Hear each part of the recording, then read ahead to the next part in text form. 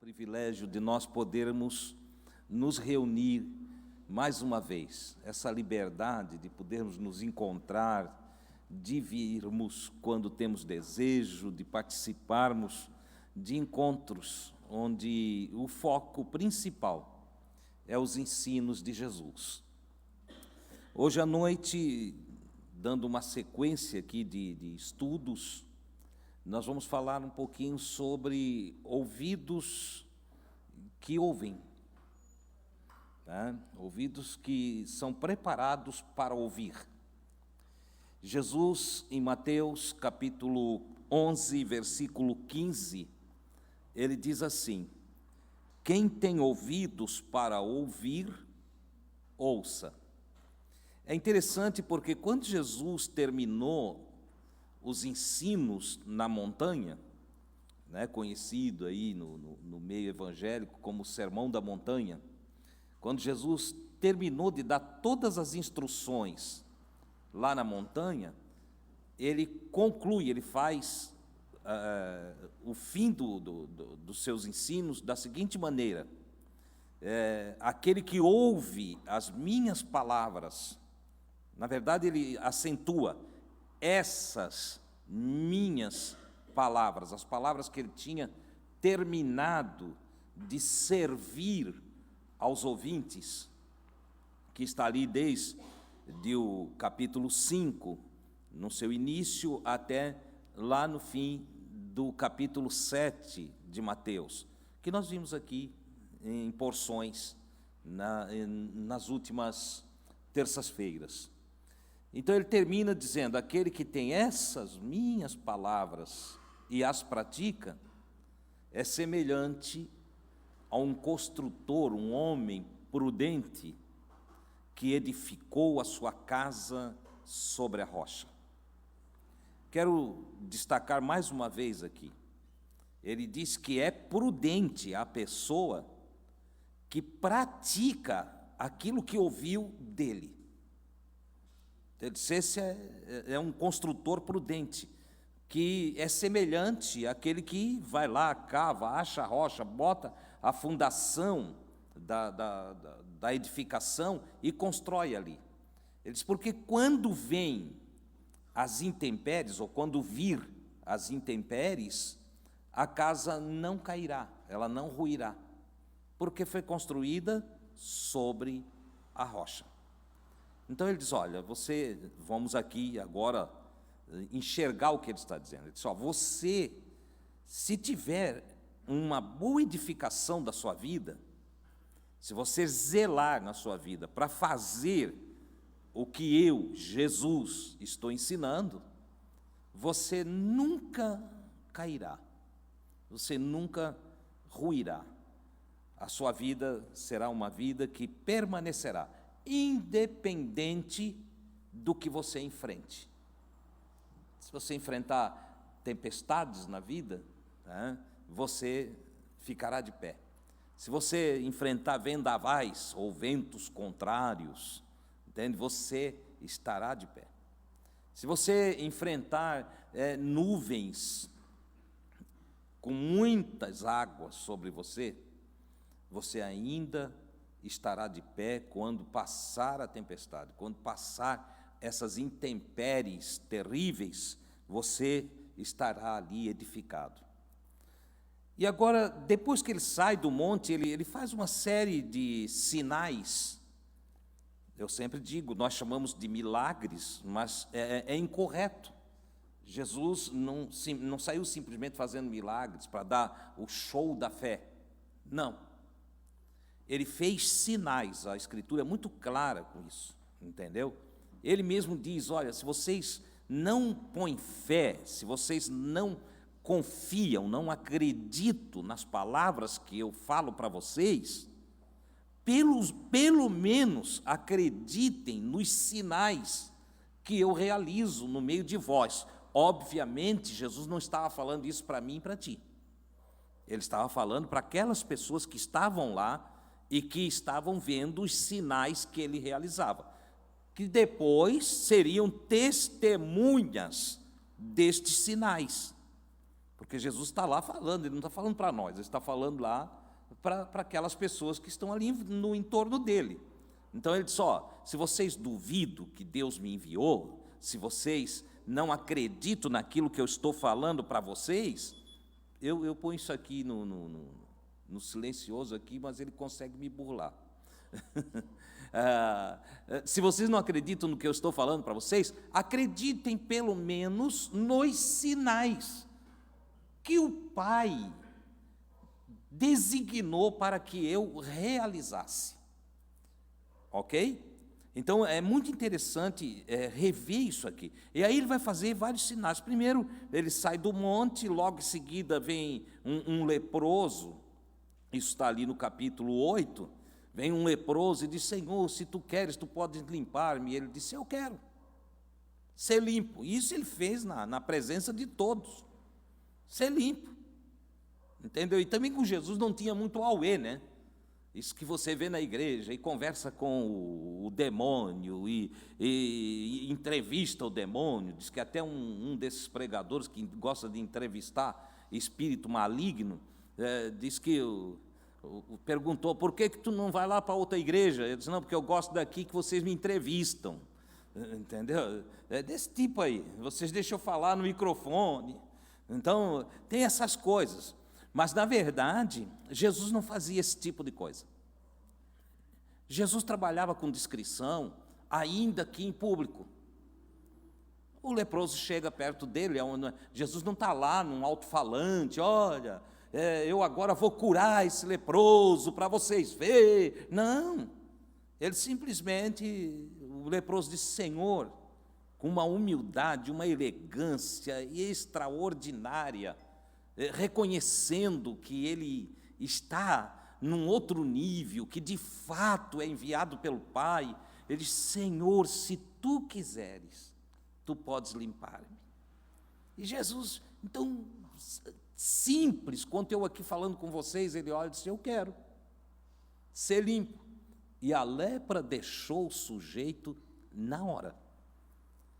É para nós sair por aí limpando o leproso? Nós? Não. Eram sinais que o Pai deu para Jesus realizar. Ok? Entenda isso. Logo na sequência, Jesus encontra ali 2 cegos. Um evangelista diz que foi um cego, outro diz que foi 2 cegos. Aí é o ponto de vista, e quem acompanhou todo o percurso, entendeu? O evangelista diz que ele também cura aqueles cegos. Logo depois vem a mulher que estava cheia de confiança, uma mulher com muita fé, estava o seu coração cheio de fé, uma mulher empobrecida, porque a enfermidade fez ela gastar tudo que possuía, e ela chega e diz para ela mesma, ela vem conversando no caminho, sabe aquele quando você está em casa e conversa com você mesmo, né? Quando diz, não, vai dar certo, eu vou vencer, e vai acontecer, né? Não vou usar tu não, Vilma, fica tranquila. Aí olha lá, e a coisa vai lá e dá certo, entendeu? Ora, Jesus está ali, a mulher vem por detrás dele, toca na orla do vestido dele e sara conforme a energia e fé que ela exerceu no seu próprio coração. Olha que coisa interessante. E essa mulher, ela teve que quebrar alguns tabus. Primeiro, ela corria risco de perder a vida, porque era proibido uma mulher, em seu fluxo de sangue, tocar nas pessoas, se aproximar das pessoas, principalmente tocar, a lei proibia. Ela podia ser morta, só por estar ali no meio da multidão. Mas ela vence isso, ela não está nem aí, ela é determinada, ela quer o que quer e foi buscar o que queria. Pronto.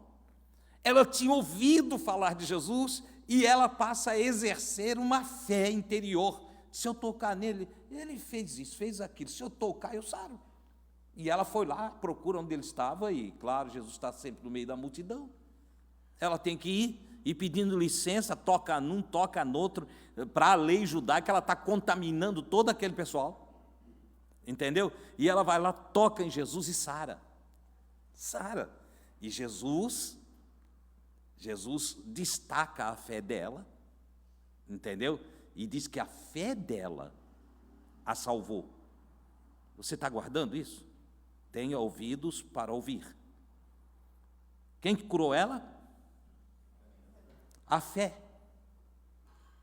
Não foi Jesus. Foi a fé. Mais na frente vai chegar o Lázaro, o Jairo, entende? Que era um cidadão de destaque, chefe da sinagoga, entendeu? E ele tem um destaque social excelente, tá? Ele estava dentro da política de Israel, ativo, e ele também teve uma atitude pública de humildade sem tamanho, porque esse homem, chefe da sinagoga, se deslocar da sua casa, ir para o meio da multidão para conversar com Jesus publicamente, quando todo o sacerdócio de Israel, todos os religiosos de Israel eram contra Jesus. O Jairo faz um caminho no inverso da visão religiosa. Ele abre mão de religião, porque tem momentos, irmão, que para nós nos darmos bem na vida, tem que pegar a religião e jogar na lata do lixo. Tem que pegar os dogmas e as doutrinas e o misticismo e o miticismo religioso e jogar tudo na lata do lixo. Nós temos que romper as coisas. Porque senão o sujeito fica prisioneiro. Os sacerdotes não queriam que nenhum dos que estavam dentro da condição política israelita, principalmente o chefe da sinagoga, fosse lá falar com Jesus. Lembram que Jesus foi expulso da sinagoga de Nazaré? Agora esse homem, Jairo, ele sai, rompe com todos os dogmas, com todos os paradigmas, ele rompe com toda a religiosidade, com toda aquela politicagem religiosa e vai atrás de Jesus, pois a sua filha está muito doente e chegou mesmo a morrer enquanto ele estava no caminho. Está ali dentro dos capítulos seguintes, até o capítulo 10, todo esse histórico que eu estou te dando. E Jesus disse para ele, viu um movimento, porque vieram pessoas, mensageiros, né, e disseram, a tua filha já morreu, não incomoda mais Jesus, não incomoda ele. E Jesus disse, fica tranquilo, vou lá na tua casa, vou lá. E o Jairo ficou ali, não se movimentou dali não, e foi acompanhando Jesus, até que Jesus chegou na casa do Jairo. E quando chega lá, Jesus chama a menina, entende? Chamou de menina mesmo. Talita é menina. Menina, levanta. E a menina levantou. Levantou. É simples assim. Não tem muita conversa. Entendeu? Imagina você chegar para mim e pedir que ore para... que esse é o hábito, né? Irmão, ora pela minha mãe. E eu não oro coisa nenhuma. E eu digo para você, vai e seja feito conforme tu queres. É capaz de chegar na porta e pedir oração para o irmão Silvio, que já aconteceu aqui, e que eu vejo em todas as igrejas. As igrejas que eu frequentei e visitei, eu vi muitas vezes, vinha aquela multidão aqui para frente, o pastor impõe as mãos e dá aquele reteté aqui na frente, e daqui a pouco, quando sai daqui, chega lá na porta, pede oração de novo. Quanta fé, não? Não tem fé nenhuma, não existe. Vocês me perdoam, tá? Eu não sei o que fazer aqui, depois eu vou descobrir. Está aqui no modo avião e está tocando. Talvez se eu desconectar o Wi-Fi, né? Mas não está te incomodando aí não, né? Depois eu dou jeito. Então vai lá, ressuscita a menina, traz a menina de volta à vida com palavras simples. Você está vendo que não tem auê? O que eu quero que tu entendas nessa noite? Que com Jesus não tem auê, a coisa simplesmente é o que é. Vou tentar, tá? Essa benção aqui. Em outros tempos eu dizia que era o Satanás.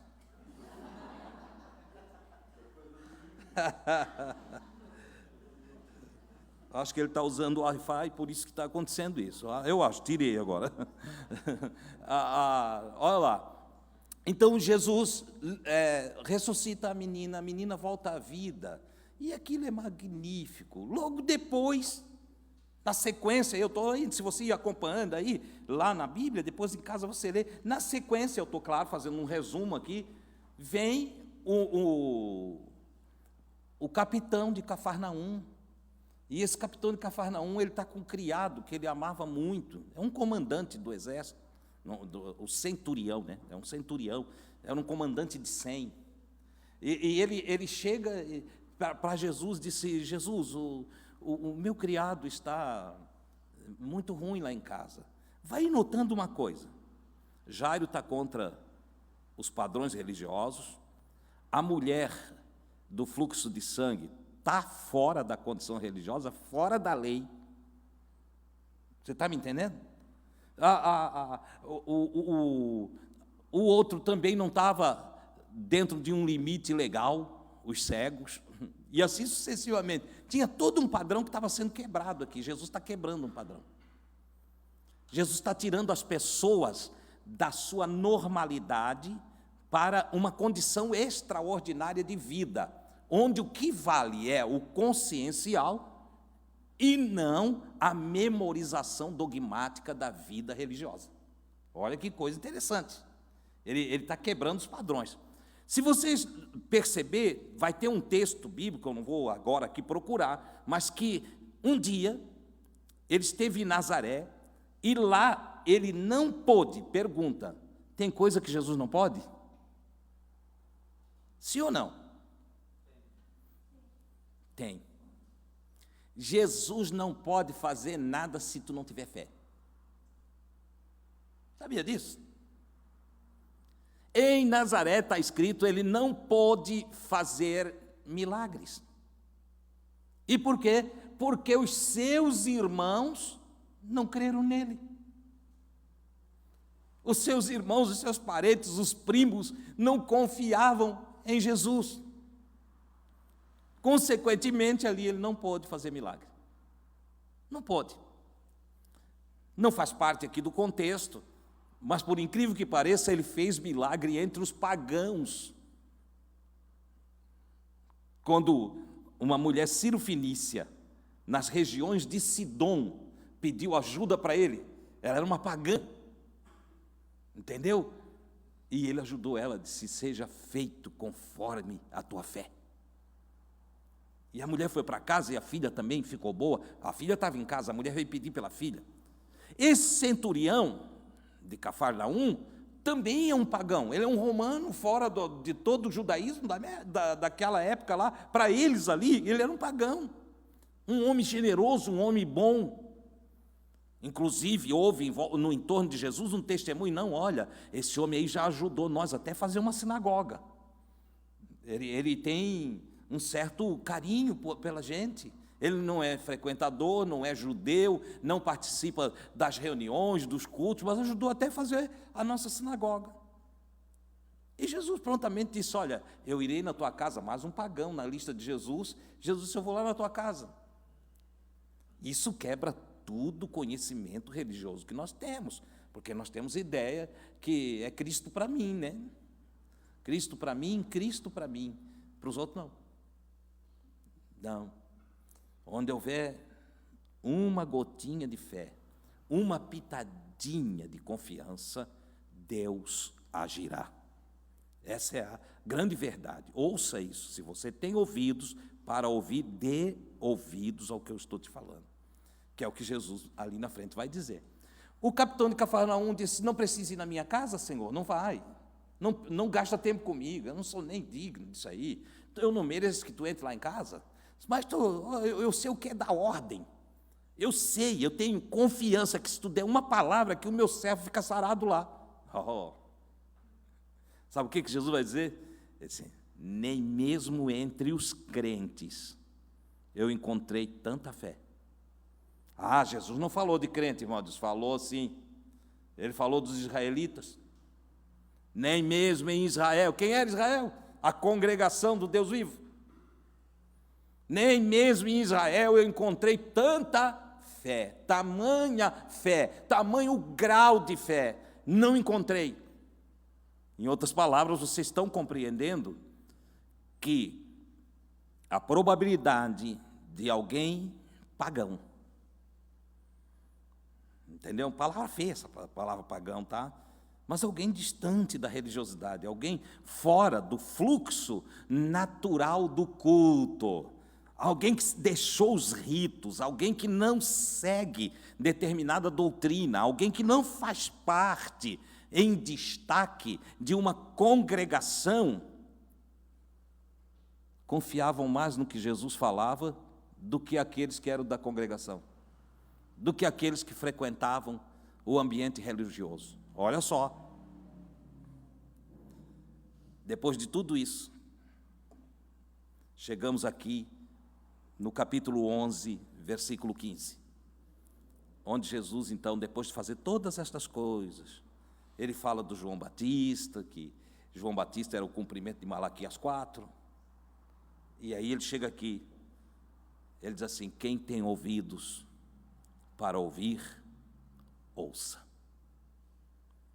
E por que ele diz isso? Ele disse, porque há uma geração que é semelhante a crianças brincando na praça.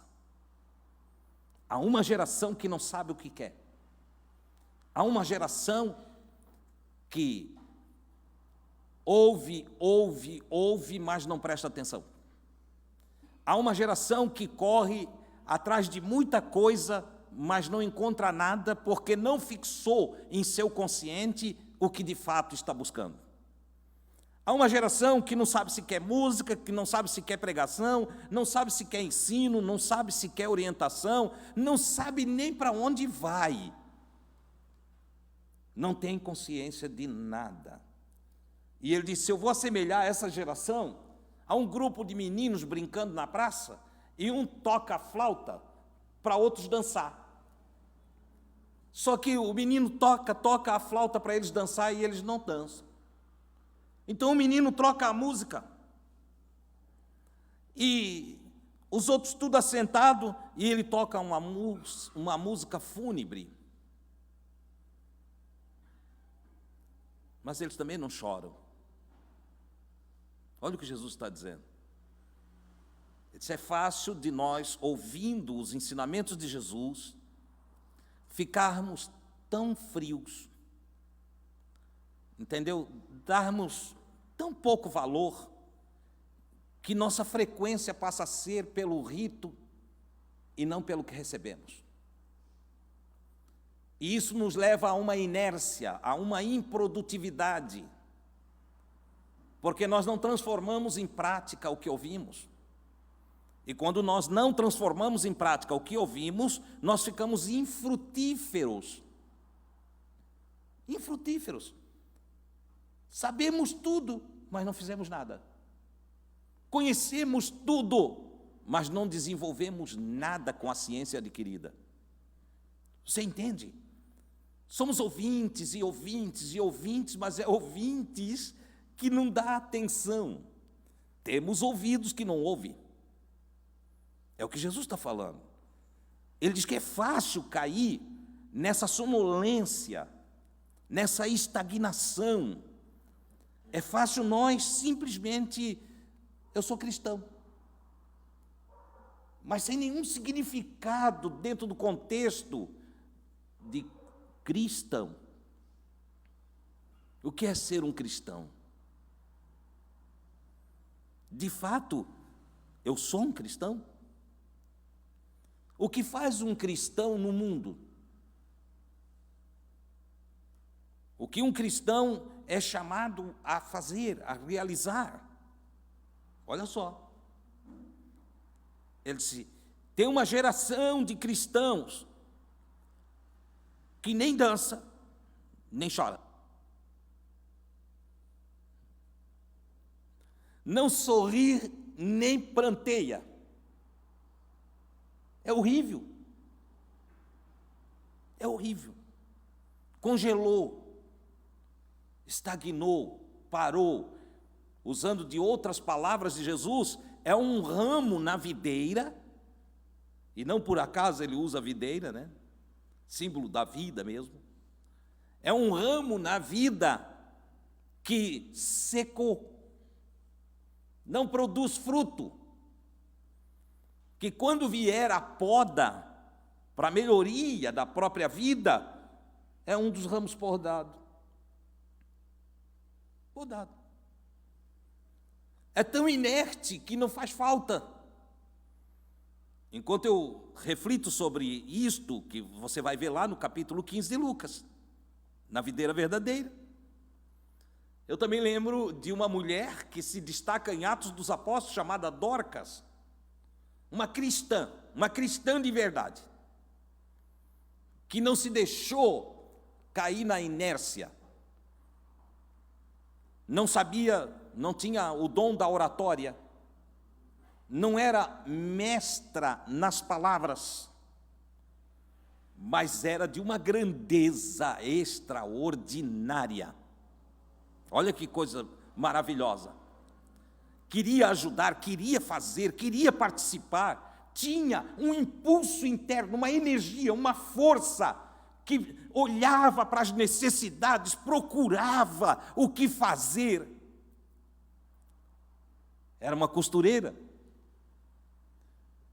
E como costureira, ela disse, bom, eu não sei pregar, eu não sei cantar, eu não consigo, eu não tenho essas habilidades da oratória, da música, eu sei o que eu vou fazer. Eu vou ver quem é que tem algum avental. Veja que ter um tecido naquele tempo era uma coisa difícil, era tudo manual e difícil, desde a colheita do algodão, né? E até a fabricação do tecido, e aquilo, tu tinha que conservar as roupas. E Dorcas começou a costurar aventais e vestidos da comunidade, sem cobrar. Sem cobrar. Eu tenho que dar um testemunho de cristã. E como é que eu vou dar esse testemunho? Eu vou ver quem precisa de costura.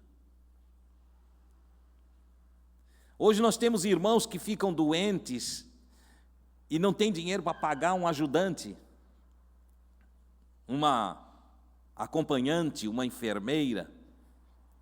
E às vezes mora um irmão no lado da casa. Nem ir lá perguntar se ela precisa que passe um pano na casa, não vai.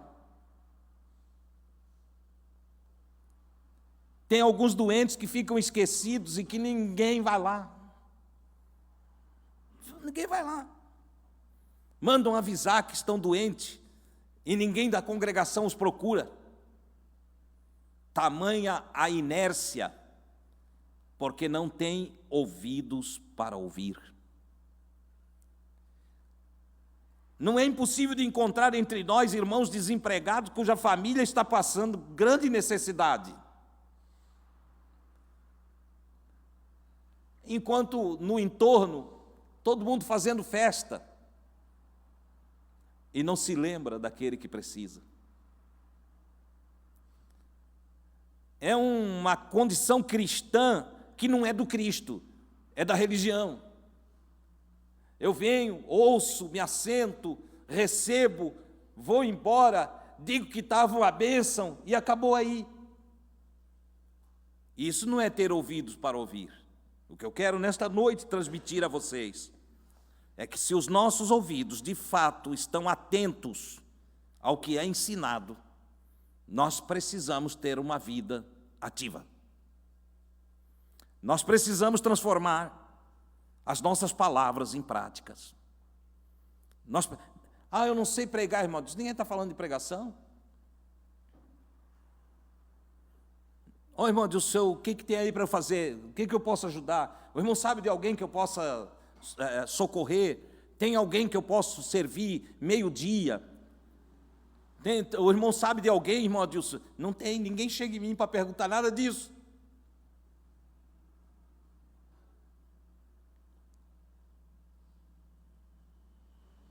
E estão fazendo lá? Responda para você mesmo. Você está fazendo lá? Ou somos como os meninos que, ouvindo canções de dança, não dançam? ouvindo canções fúnebres, não choram, não pranteiam. Jesus vai mais longe, é uma geração que observa aquele que ensina e fica vendo. Se o que ensina não come, não bebe, não participa de festas, é endemoniado. Convido ele para ir no aniversário, não vai. Convido ele para ir no casamento, não gosta de ir. Convido para ir lá em casa fazer um churrasco, não vai. Convido para tomar uma cervejinha, não vai. Convido para tomar um vinho, não vai. Ele não participa. Era o João Batista. João Batista. Jesus disse, João veio, não comia nem bebia. Não se socializava. João veio num isolamento total. João passava os seus dias em meditação. Se vestia não com vestes de príncipe, cobria-se com peles. Quem olhava para ele lá era um andarilho. E quando ele começava a falar a respeito da vinda do Messias, e apegoava lá nas regiões de fora da cidade, que Deus já tinha enviado o Messias e que o Messias estava presente, o ungido estava ali, é o que ele dizia. Aí Jesus disse, aí entre vocês, religiosos, vocês dizem, tem um demônio, isso aí é um espírito que está nele, um espírito, um mau daimon, é um espírito mau que está conduzindo ele por isso aí. Porque feio desse jeito aí, ele não pode ser enviado de Deus. Com essa roupa aí, fosse hoje sem gravata, sem paletó, isso aí está com um moletom aí, pregando de moletom, isso aí não é de Deus. Como coisa que as palavras de Deus dependem de uma roupa, dependem de uma vestimenta. Aí Jesus disse, é uma geração que despreza a simplicidade de alguém. É uma geração que vive muito da aparência, que olha com que carro que o sujeito chega, se ele vem de moto, que tipo de moto é. Se é uma 125 é desprezado, se for uma 1000, é o irmão fulano de tal. Uma geração que não aprende.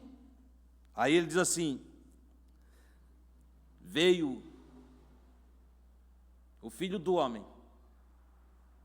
Ele não se chamava, ele não dizia, veio o Filho de Deus, ou veio o Cristo, ou veio o Messias, ele não falava assim. Ele falava de si mesmo, dizendo, veio o Filho do Homem, veio mais um filho da humanidade. Veio mais um filho da humanidade. E aí ele disse, comendo e bebendo. Está disciplinado. Comendo e bebendo. Irmão Deus, mas ele tomava água. Vê a continuação, versículo 19. O que diziam? Eis aí um homem comilão e beberrão, amigo dos publicanos e pecadores. João não comia, não bebia, não se socializava. Jesus veio, comia, bebia, se socializava, ia em festa, dançava. Jesus gostava de alegria. Entendeu? Era festeiro.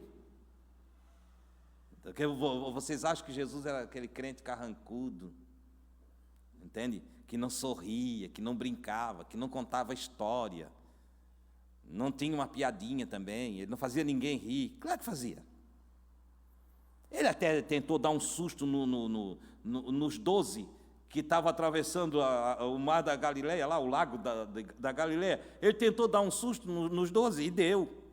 Foi andando por cima d'água, quando chegou na escuridão, disse, é um fantasma. Ele disse, ei, não tema, ele queria brincar com eles. Aí não entendiam nada. Como hoje, alguns não entendem nada. Olha, pastor, Jesus, meu Deus. A Igreja Católica foi a responsável por tocar medo nas pessoas. E depois veio a igreja protestante e continuou aterrorizando as pessoas. Veio a igreja evangélica, que já é a reforma da reforma da reforma, e continuou amedrontando as pessoas. Começaram a fazer as pessoas olhar para Jesus, um sujeito que não ri, não brinca. Mas ele está dizendo, ele está falando. O Filho do Homem veio comendo e bebendo, indo em festa de casamento, festa de despedida. Ele foi na festa de despedida de Mateus, e era um festão. Eles chamam Mateus num dia, o Mateus faz uma festa no outro dia. Mateus rico, chefe de todos os publicanos, todos os cobradores, chefe da exatoria estadual, entendeu? Muito dinheiro, entende? E o Mateus, então, no dia seguinte, deu-lhe um grande banquete. Um banquete. Chamou todos os amigos. Quem eram os amigos do Zaqueu? Ele nunca tinha seguido Jesus. Ele chamou os seus amigos. Quem eram os amigos? Todos os publicanos. E convidou Jesus. Jesus disse, eu vou lá. E levou os 12 juntos. Eu fico imaginando aqueles fofoqueiros da igreja, olhando Jesus e ir em direção ao salão de festa do Zaqueu. Tudo espiando ele, né? De binóculo, de longe. Não tem aquela crente fifi. Lá vai ele, está indo para a casa do Zaqueu, olha ali, lá vai ele. Entendeu? Amigo de publicano, amigo de pecador. Nós sabíamos que ele tinha demônio também.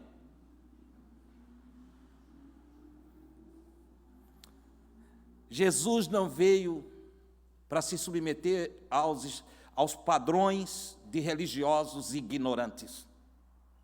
Não. Jesus veio para mostrar para toda a humanidade que Deus age com simplicidade, apesar de sua complexidade. Que Deus é maravilhoso, que lida com cada pessoa dentro do nível de entendimento dela, mas que tem o maior prazer quando um ser humano abraça o outro ser humano. Tem o maior prazer. Você quer agradar a Deus quando vê um caído, estenda a tua mão. Dá uma força para ele ficar em pé. Entendeu? Isso agrada a Deus. Vocês pensam que o que agrada a Deus é ficar cantando, aleluia, glória a Deus. Deus está enfadado disso. Deus está com nojo desses aleluia e glória a Deus, que é só da boca para fora. Irmão Deus, tu não deve falar assim, está escrito. É só você ir pesquisar nos profetas e você vai encontrar Deus dizendo isso. Entendeu? Eu estou enfadado do barulho das vossas canções. Deus falando. Eu não suporto mais esses vossos ritos. Entendeu?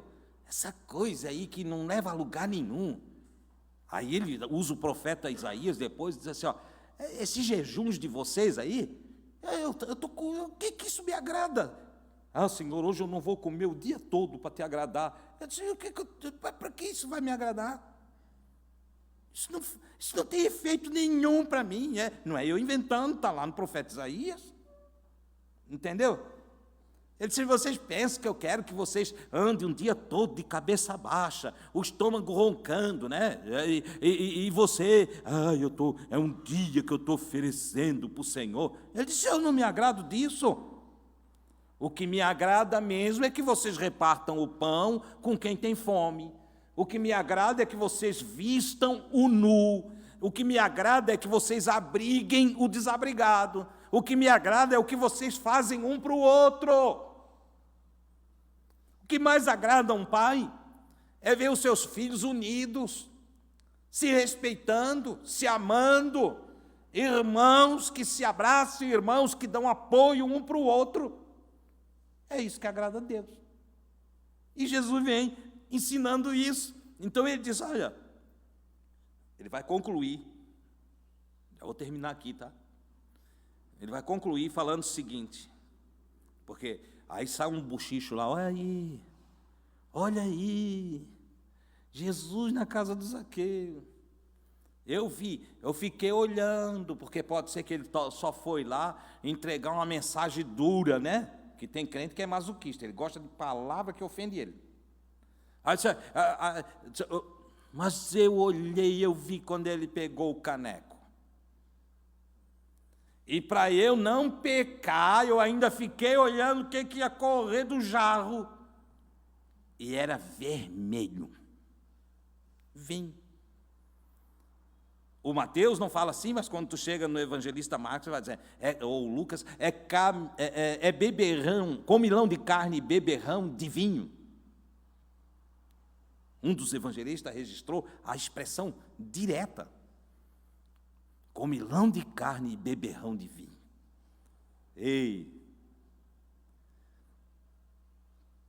O religioso, ele não vive e não deixa viver. Ele não se alegra e não deixa ser alegre. Ele não chora e não quer que chore. O religioso é um chato. Entendeu? E Jesus chama nós para ter vida, e vida em abundância, alegria. Entendeu? Prazer. Jesus quer que a gente ande com fé, de cabeça erguida, e Ele vai buscar as lições de fé dentro do paganismo. Isso é que assusta o religioso. Porque Jesus vai buscar as lições de fé para servir, lá no centurião de Cafarnaum, que sai de casa para ter resultados para um servo. Servo está traduzido assim, tá, irmão? Era um escravo. O homem tinha um escravo. E quando um escravo adoecia, para o senhor dele, ele não servia mais, era descartado. E podia morrer, mas aquele centurião tinha amor. E ele foi procurar Jesus, disse, é um criado meu, eu amo ele. É um escravo que eu tenho, mas ele é como um filho. E Jesus disse, eu vou lá sarar ele. Eu vou lá sarar ele. Porque Jesus discerniu os sentimentos do centurião. Você está entendendo? Nós precisamos carregar sentimentos de amor profundo pelos nossos semelhantes. Nós precisamos andar na vida não com medo disso, daquilo, daquele outro, mas com a ousadia de quem vai dando testemunho para si mesmo, para depois testemunhar para os outros. Por isso eu digo, o Evangelho é para mim. Eu te sirvo o Evangelho porque primeiro eu me alimento do Evangelho. Porque seria ridículo amanhã depois ter uma coisa ruim na minha vida e eu chegar aqui sem ânimo, sem força, sem vigor, no sentido, claro, não estou falando da força física, da minha fé. Entendeu? Blasfemando de Deus, criticando o Criador. Eu já vi isso. Eu vi um pastor que perdeu o filho e começou a desfazer tudo que ele pregou a vida toda. Não teve estrutura psíquica, nem espiritual, para suportar a perda de um filho. Ora, nós temos que estar preparados. Os filhos dos outros morrem e eu tenho que estar preparado para chorar com o outro. Mas os meus filhos também podem morrer. E eu tenho que estar preparado para continuar a vida. Ou eu não tenho luz nenhuma, ou eu vivo na escuridão, ou o que falo é simplesmente invenção da minha cabeça e jogo no ar. Não. Jesus diz que é para nós ter uma posição, ou dançamos ou choramos, mas devemos ter um lado. Nós não devemos ter mornidão na nossa vida. Não é para nós sermos mais ou menos, é para nós sermos zelosos daquilo que fizemos. Jesus é tão firme nisso que João do Apocalipse, ele diz assim, que nós devemos ser frio ou quente. Ele escreve dizendo, Jesus falou para mim, oxalá foras frio, gelado ou quente, mas porque és morno, eu não te suporto. Tu me dá ânsia. A mornidão causa ânsia. Você está entendendo? Então nós precisamos nos abraçar, irmão, e tomar um lado. E que seja o lado da alegria, da felicidade, do prazer, do estar junto, do ajudar um ao outro, do abraçar, do erguer, do vestir, do abençoar, porque somos abençoados. Essa é a verdade. E aí, quando a turma fica falando mal de Jesus, dizendo que ele é comilão de carne e beberrão de vinho, ele diz assim: a sabedoria é justificada por seus filhos, nessa tradução.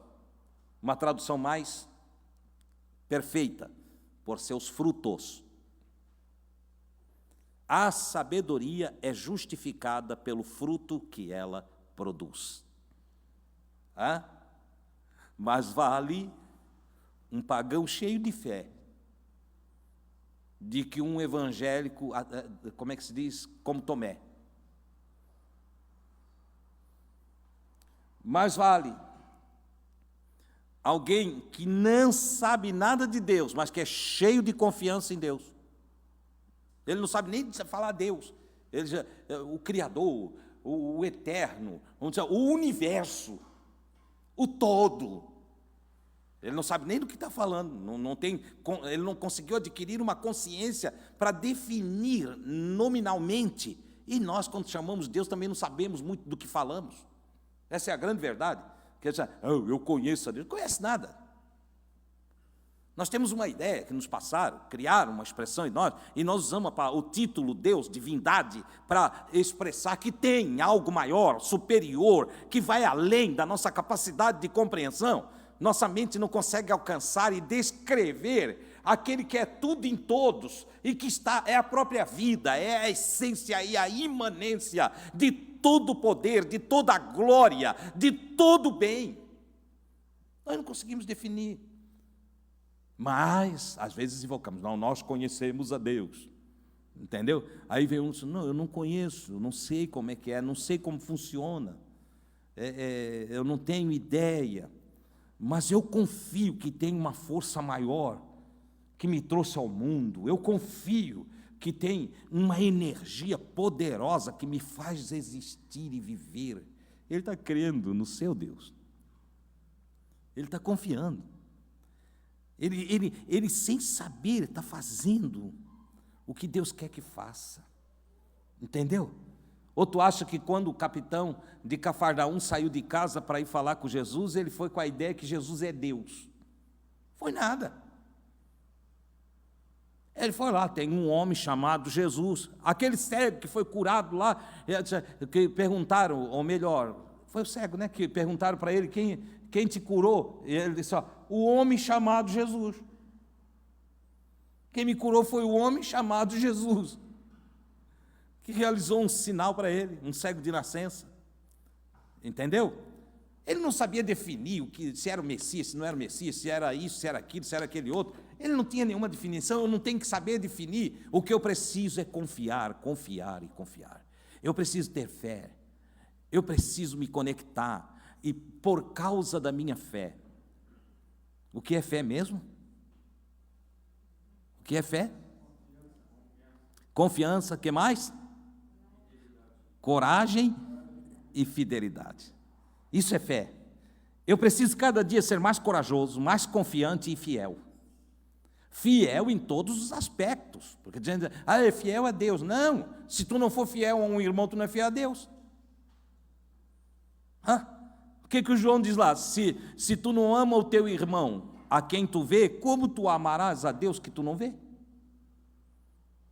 Porque tem gente que pensa, a infidelidade para Deus, a Deus eu sou fiel, a Deus eu sou fiel. Meu amigo, minha amiga, se não somos fiéis uns para com os outros, não somos também fiel para com Deus. Aquele que não ama a criatura não tem como amar o Criador. Você está entendendo? Então, por favor, seja sábio, transforme a tua vida cristã em ação prática diária. Procure em volta de ti quem precisa, quem está necessitado, ore para quem está sofrido, que de repente alguém precisa lá, que passe um paninho na casa, vai lá, passa um paninho na casa, entendeu? Outro, quem sabe, tudo que precisa é que não deixe alguém, a companhia de energia vir cortar a sua energia. Paga o talãozinho dele para ele. Eu tenho dito aos meus filhos, não receba o teu dinheiro e gaste todo contigo. Tem um princípio divino aqui. Pega o teu dinheiro. Se tu olhar, pegasse o teu dinheiro e tu olhar, não, mas não dá para eu ajudar, eu estou apertado, tu vai ficar cada vez mais apertado. Entendeu? Tu estás comendo a semente. Não pode comer a semente. Olha, recebe o teu salário e pensa em alguém que precisa. Pensa, se você não achar ninguém naquele mês, guarde, põe no teu coração, eu vou. Isso aqui é para ajudar necessitados. Isso aqui é para socorrer alguém que precisa. E vai guardando, deixa guardadinho lá. Ei, eu fui aplicando isso na minha vida, e vocês, a maioria de vocês aqui me conhece. Eu saí lá da linha da miséria, aplicando todos os ensinamentos de Salomão no livro de Provérbios, e depois aplicando todo o ensinamento de Jesus na minha vida. Eu estava lá na margem, lá, para baixo da linha, entendeu? Jesus Cristo mudou o meu viver, porque eu tive ouvidos para ouvir. Ouça o que eu estou te falando. Não pense só em você. Não pense só na sua família, porque tem gente que é muito bonzinho, mas só para a família. Pense para fora do teu cercado. Alongue os teus limites. Vai para além do teu muro. Entende? Vai para além do teu vizinho. Vai lá no outro, lá no outro. Lá no início da rua, no fim da rua. No bairro. Em todo lugar. Use, faça. Recebesse. Eu estou te dando ensinos aqui, tá? Não está programado não, né? É intuitivo. Entende? É consciencial. Está brotando no meu espírito que eu estou te falando. Eu posso dizer como Jesus para ti, as palavras que eu estou te falando são espírito e vida. Fazem parte da minha vida, é a minha própria energia. Eu estou transformando ela em palavras para ver se ela te alcança, te movimenta, te impulsione, te tire da mesmice, te tire daquela inércia. Entendeu? Salomão escreveu, ele disse, honra ao Senhor com as primícias da tua terra e com toda a tua fazenda, as primícias da tua renda e com toda a tua fazenda. Antes de você já fez isso? Esse mês, antes de eu usar o dinheiro para pagar as minhas contas, antes de eu tirar aqui para guardar, antes de eu usar para mim, eu vou tirar para doar para alguém. Veja, eu não estou aqui te pedindo para tu doar para mim, nem para a congregação, não é isso. Não, eu estou te pedindo, te revela como cristão diante das necessidades desse mundo. Entendeu? Não faz para mim, nem deixa eu saber que tu fizesse. Entende? Que se eu souber, seja alguém dando testemunho de ti, porque isso vai me deixar muito feliz. Se eu ouvir de ti mesmo, não vou ficar alegre não, porque também você não teve ouvido para ouvir que o que a tua mão direita faz não saiba a tua esquerda, ou o que a esquerda faz não saiba a tua direita. Quem tem ouvido pratica dessa forma. Vai lá e faz, mas faz, tu verás a bênção sobre a tua vida. Ai, irmão Adilson, mas se eu ganho muito pouquinho. Nisso aqui, Edir Macedo soube ensinar os crentes da Universal. Não há aqui concórdia com o estilo dele não, tá? Mas ele soube tirar do livro de Provérbios e fazer pessoas muito pobres, mas muito pobres. O diferencial entre o que ele ensina e o que eu estou ensinando é que eu te ensino a fazer para as pessoas, e ele ensina a fazer só para a igreja. Entendeu? E Jesus não quer que tu fique fazendo para a igreja. Ou tu acha que Jesus quer templo banhado a ouro?